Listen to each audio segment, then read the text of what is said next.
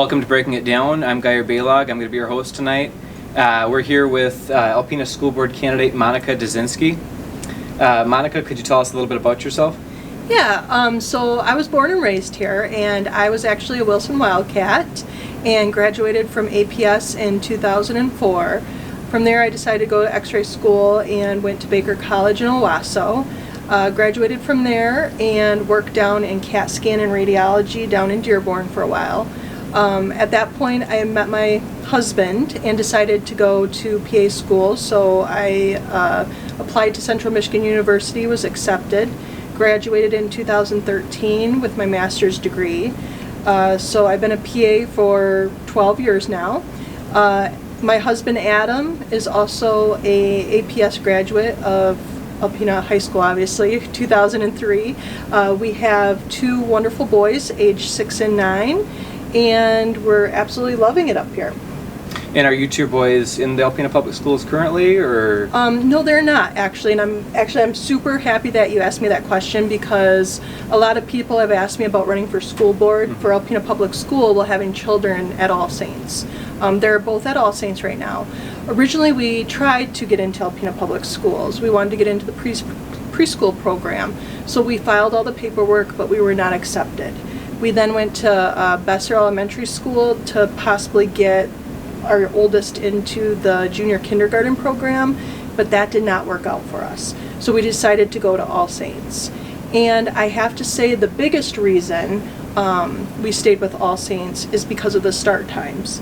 I would love for both of my boys to be Hinks Hawks and ride the school bus and be involved with the public schools, but Hinks School starts at 8:54. For many parents with full-time jobs, it is very, very difficult to try to make that work. So that is actually one of the reasons too running for school board, is to try to figure out how can working parents get their kids to school at a decent time and still make it to work if they have to be to work for 7:30 or 8 o'clock even. As far as, so we've kind of covered your background.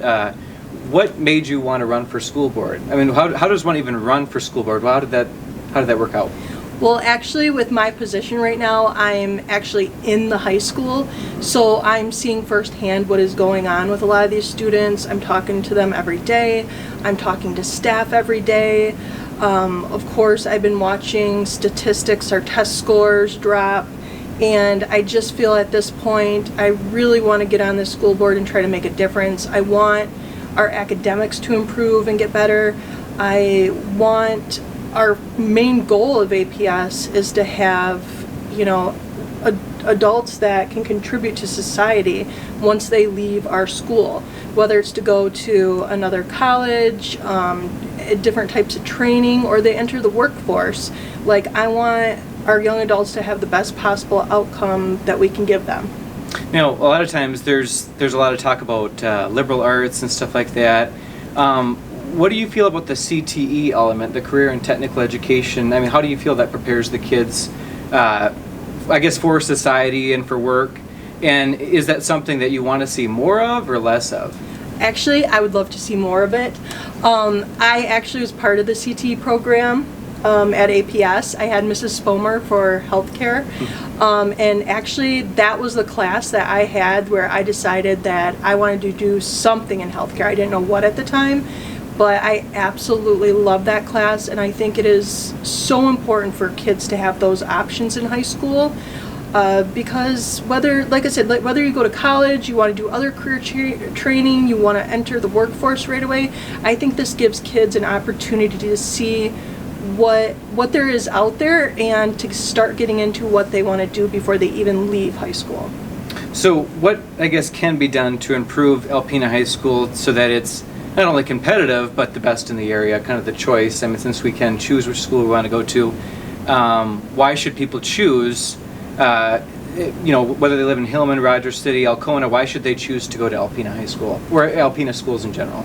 I think if we focus on the academics, that is mainly what parents are going to want, is the academics.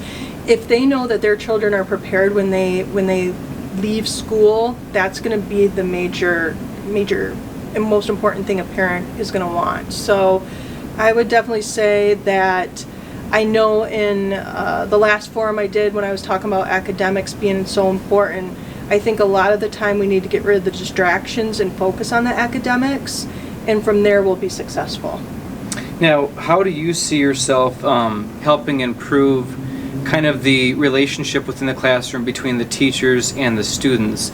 I know when I worked at Alpena Public Schools, the teachers are so overloaded with so many different things. I mean, the students are always very energetic, which is good, but obviously if they're disrupting class and ruining other students' education, there's a point where it kind of crosses over.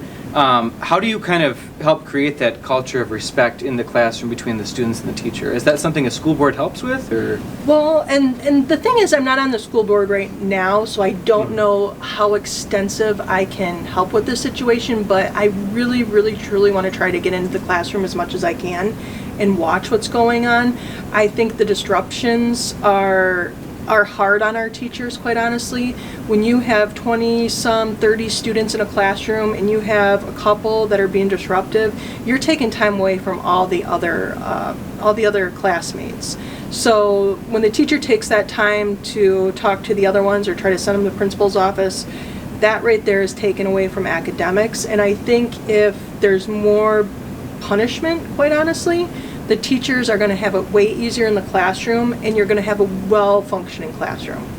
So more punishment as far as if they're misbehaving, you're just saying that a day suspension isn't enough? Is that kind of what you're saying, or what do you mean by that? Well, I think that the punishment needs to be just not go to the principal's office and come back in 10 minutes to the classroom. Mm-hmm. Something needs to happen. Mm-hmm. And honestly, I don't think a day off is much of a punishment.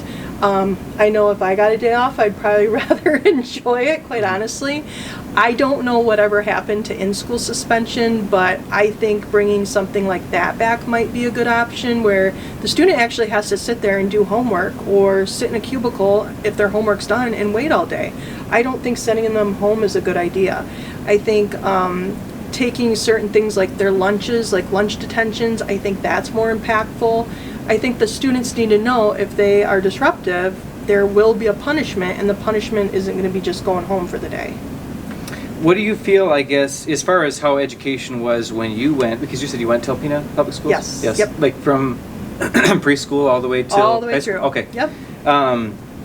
What do you, I guess, see from your experience going to school versus now, and I guess kind of what other schools are doing that Alpena Public Schools could be doing, I guess?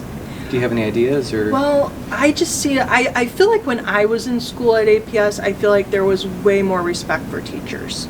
Way more respect. The students actually listened. If the teacher said something, everybody listened. I feel like now, even walking around the halls in the high school, and the language and how they dress and how they talk to one another, cell phones, it's a whole different atmosphere now than what I feel like when I was in school.